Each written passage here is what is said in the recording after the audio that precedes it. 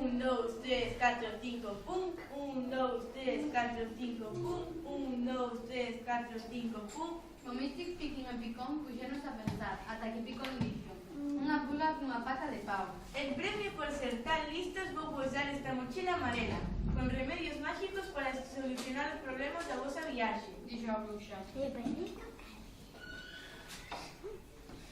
Os tres amigos seguiron o seu camiño e toparonse cun paso moi estreito, polo que non podían pasar. Así que abriron a mochila e atoparon un paquetiño que dicía: para os camiños estreitos. Os tres se botaron os pós máxicos no paquete por riba e diminuíron de tamaño e así puideron pasar pola fenda entre as montañas.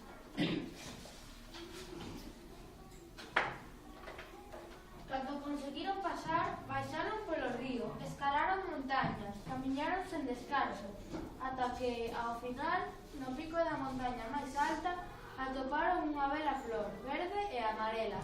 Picón púxose moi contento. Esta é a flor que necesita a princesa Picofina para curar.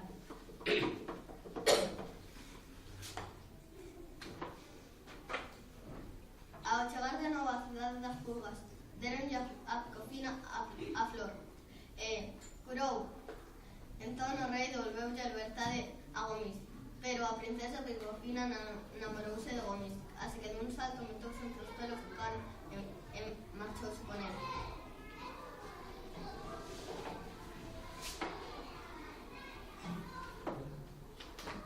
E viviron felices e contentos, en na que de cando en vez se enfadan cando se teñen que enfadar, porque son un can e unha pulga.